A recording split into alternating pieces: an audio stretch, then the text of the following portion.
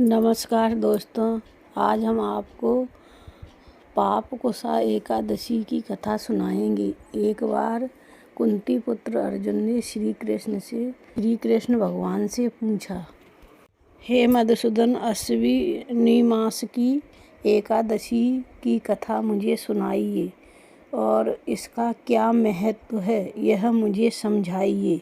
इस व्रत को करने से क्या फल मिलता है और इस व्रत को करने से कैसे करना चाहिए। अर्जुन की उत्कंठा देखकर भगवान श्री कृष्ण भगवान बोले, हे पांडु पुत्र, अश्विनी मास की एकादशी को पापकोसा एकादशी कहते हैं। इस एकादशी को पाप के अंकुश से बांधा जाता है, इसलिए इसका नाम पापकोसा एकादशी कहा जाता है। एकादशी का दिन भगवान विष्णु को बहुत प्रिय है। पापकोसा एकादशी के दिन भगवान विष्णु की पूजा करना चाहिए।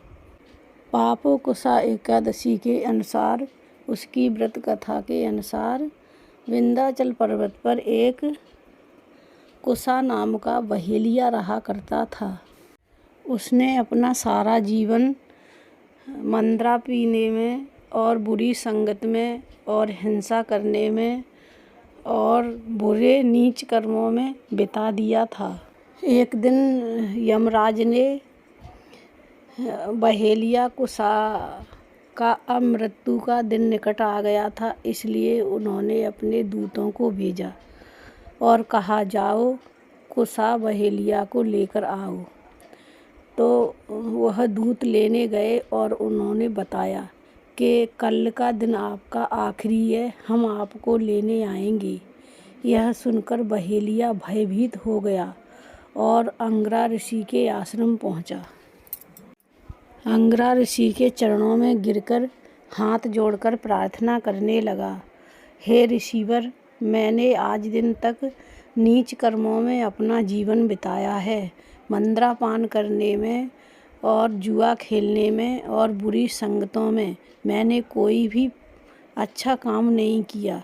कृपा कर आप मुझे ऐसा व्रत बतलाएं जिससे मेरे यह सभी पाप नष्ट हो जाएं। तब महर्षि अंगिरा को उस पर दया आ गई, तो उसने पापकोसा एकादशी का व्रत बतलाने की कृपा की।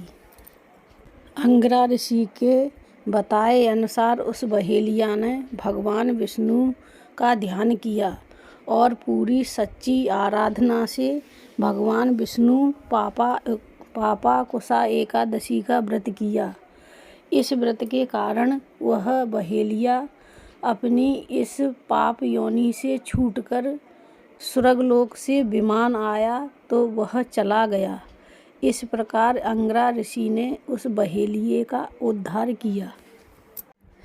यमराज के दूतों ने जब यह देखा तो वह बिना लिए ही बहेलिया को वापस लौट गए और बहेलिया विष्णु लोक को चला गया।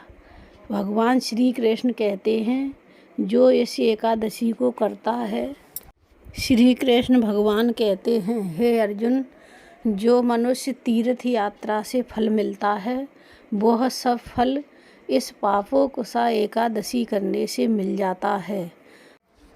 भगवान श्री कृष्ण कहते हैं, इस पापकोसा एकादशी को करने से सभी पाप नष्ट हो जाते हैं और प्राणी सुंदर विमान पर बैठकर स्वर्गलोक को जाता है।